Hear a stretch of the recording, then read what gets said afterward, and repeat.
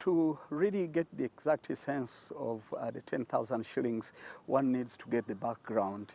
The National Response Fund to COVID-19 was set up by His Excellency the President and were appointed by His Excellency the President on the 8th of April 2020.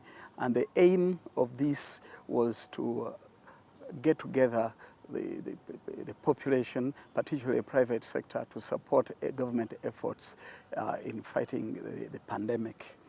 When we were set up, we looked at the priorities that the Ministry of Health was giving us, and we realized right now there are two very critical areas, other than the areas that the government is ably funding.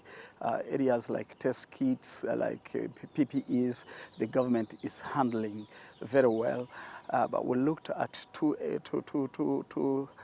areas. First is the entrance to the country. Many of the cases now from the border points within the country. And if you really see how it is, you get hundreds and hundreds of people there, crowded. It's raining. At times it's very hot, and there's no shade. And Minister of Health gave us a request to build holding camps on all the 8 entry points into the country, so that they can really keep the people there as they're doing their work. So this is quite a costly exercise. But the other bigger cost is the ability with health workers to move within districts. There are some districts that are really bad off as far as movement is concerned, and so a decision was taken that at least 10 motor vehicles should be availed to every district. As you can imagine, we've got 135 districts. That means 1,350 vehicles. And the government is doing its part. Well, when you say that as the population getting involved in it, when you mention the need of cars and the need of money to build even just the sheds, one would wonder that money that has been collected from the different donations and also cars that we have seen being donated, where have they gone? Because right now the issue of transparency, at a time like this, yes, it may not have been planned for, but where is all of this going before we go ahead to ask for more money?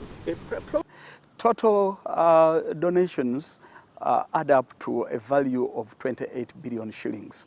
Out of the total 28 billion shillings, 15 billion is cash. And then the rest are the motor vehicles and food items and some medical equipment. And when it comes to motor vehicles, we've had donations of 59 vehicles so far. And out of these 59 vehicles, His Excellency the President flagged off the first fleet of 45 vehicles on the 24th of April.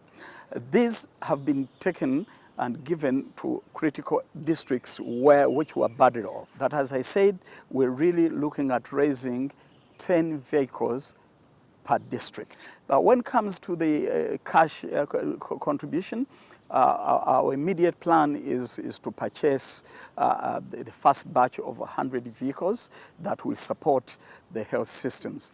All I can say is, yes, there is concern about accountability, but I would like to assure the general public that we are men and women of integrity. We do this job on a voluntary basis. We are not paid to do it. We've got a track record of participating in humanitarian causes.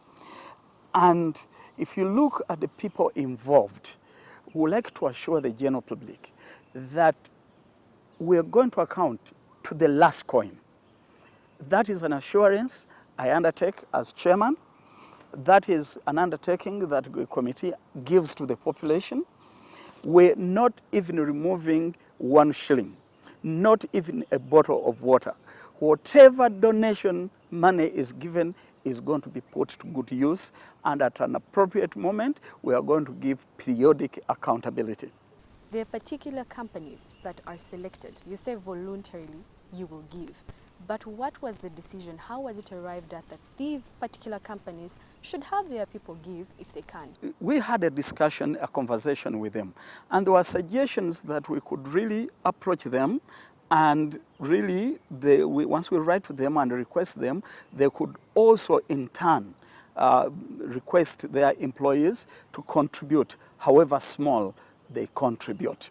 So we took that at that, and we know that Uganda has got over 5,000 operational companies. But then we are 15 members of the committee. And in any fundraising effort, it is a four-stage process.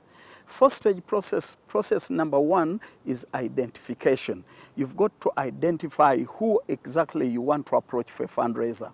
Number two is cultivation. If I come to you and I've identified you as a potential donor, I'll need to really convince you why you should donate. Number three is solicitation, and that's what we did by writing.